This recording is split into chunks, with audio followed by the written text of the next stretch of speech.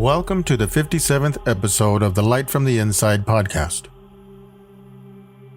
If you've watched previous episodes, you'll know that today's guest is no stranger to this platform. In this episode, you'll hear and see clips of an unfinished documentary project, all captured so that you could continue to hear of God's great work that He continues to do for the salvation of mankind. God pay you in advance for tuning in.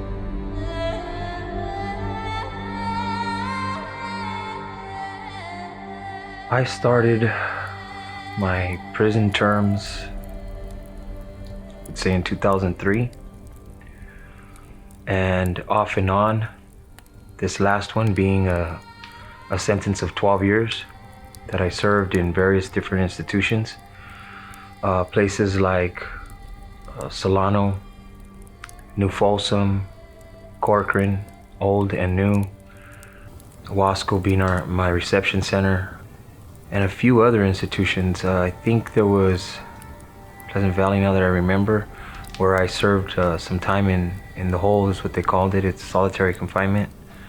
And those were all due to reasons that being in the institution, there's certain obligations that one's required to do if they're trying to survive, without, of course, any knowledge of God. And I say that because I've had a turnaround, and this is because God. I was 23, I believe, if I'm correct. It's been a long time. I'm 41 now, but I believe I was 23 when I first went to prison. I was very negative, very low self-esteem, and this is what all mounted into my need for a criminal activity.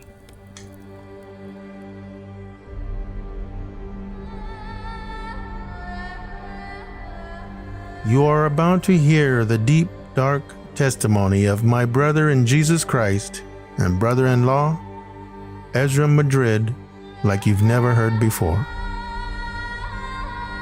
It's a story that he's been reluctant to share because of the dark evil that had subjected him into a way of life he knew not existed, with a stunning revelation of the purpose and hidden agenda of our greatest foe. But it is real. It is true. It is his testimony. And in it, you will discover or be reminded of what Satan's goal has always been and will always be, not only to accomplish against God's children, but even more so against God's envoys. This is the life story of Esrom Madrid, a child of faith by God's benevolent grace, who was blessed to be born in the Light of the World Church, to have been raised in its teachings, and believe in Christ's apostles of these later days, but who found himself being pulled away into Satan's schemes since a very young age.